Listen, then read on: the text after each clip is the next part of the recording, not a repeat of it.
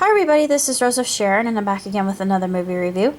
I just recently watched White Boy Rick, which stars Matthew McConaughey, Richie Merritt, Jennifer Jason Leigh, Brian Tyree Henry, Jonathan Majors, YG, Bruce Dern, and Piper Laurie. And this is the true story of a young man who actually learned how to be a hustler, and small spoilers, sorry about the spoilers, but he actually works as an informant for the police in Detroit, Michigan, which is really quite a rough and tumble neighborhood and very, very seedy. I have never been through Detroit, but I actually went into Grand Rapids so I could avoid Detroit. I'm a little bit frightened of Detroit. And I think that our Detroit would definitely be Gary, Indiana. And yeah, I've actually gotten stuck in Gary. Needless to say, I'm okay. That didn't happen too long ago, actually. And yeah, I was scared crapless, but needless to say, I came through it fine. I was extremely stoic and calm and very zen about the whole situation, fiasco, for lack of better terminology. But that's neither here nor there.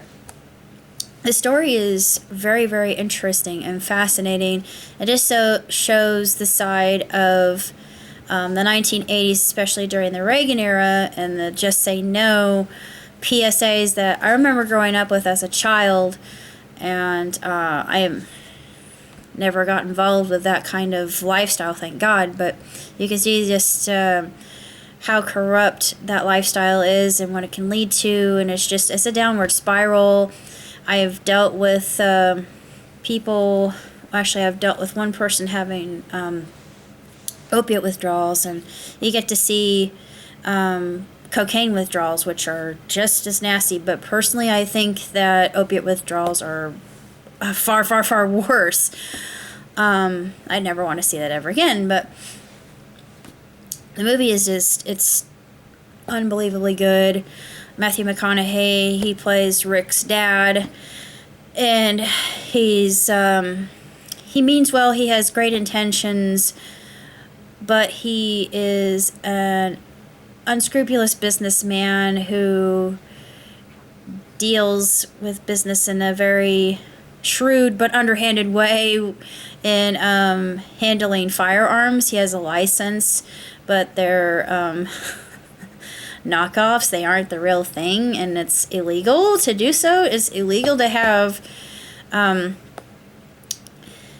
gun that isn't what it's supposed to be, or where it's supposed to be from, or where it was supposed to be manufactured, or it's on the black market. And yeah, you can get into big trouble for that. Besides, he dealt with some rather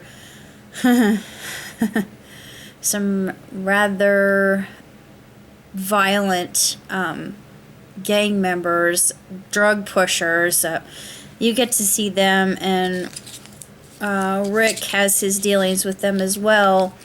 And he makes a friend with one of them, and something occurs with that, but I'm not going to say what. And it's a great movie. It has a lot of music that made me nostalgic, because I thought, oh yeah, I love this.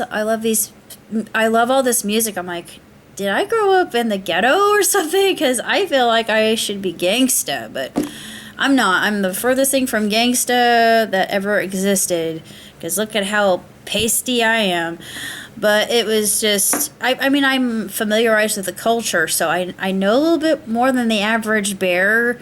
I've been educated.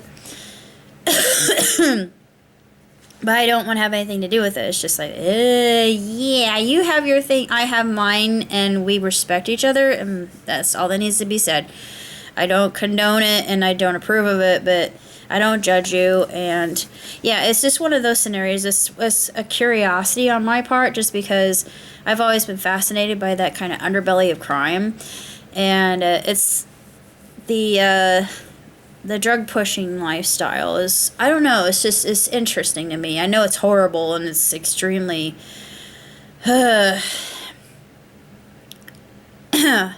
it's just absolutely horrendous what it does and how it just absolutely wrecks lives.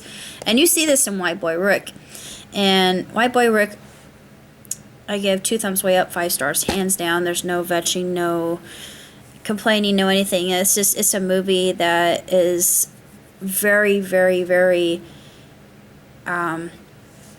sensationally done. It's filmed in Detroit, I do believe, and you get to see the city for the cesspool it is, which is sad, and I wish it weren't that way, but like Gary, it's one of those places that you would much rather not live in.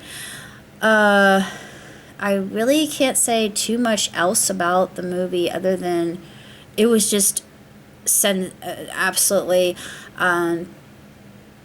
tremendous. It was completely but it's just fascinating, really, I think. But I don't really have that much else to say about it.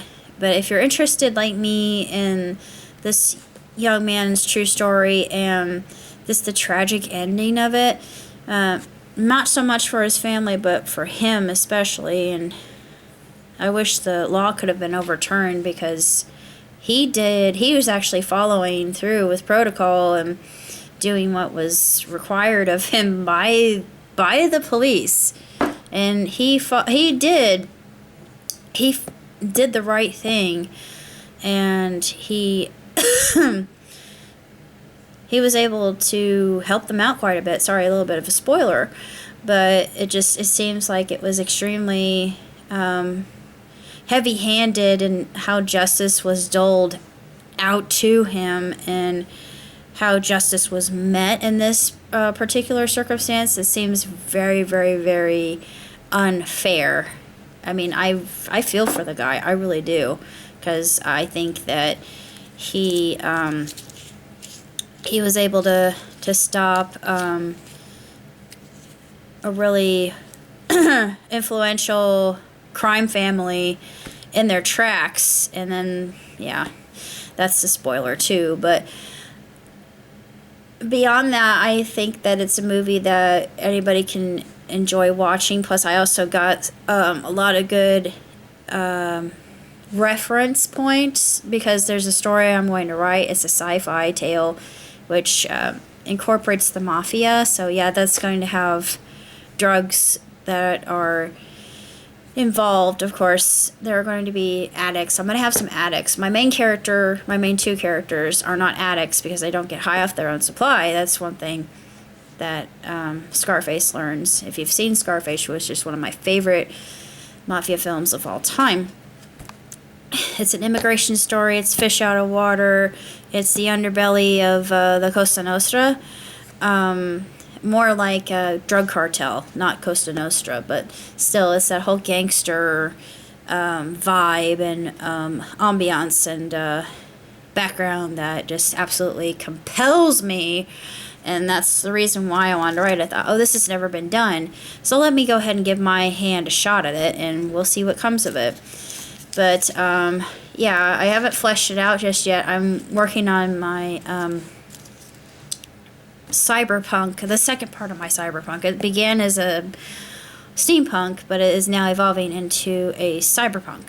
So that's basically all I have to say about the projects I'm working on. I have much, much more than that, trust me. Ew, that's disgusting. But I shall see you all later. Take care. Live long and prosper. Ciao tutti.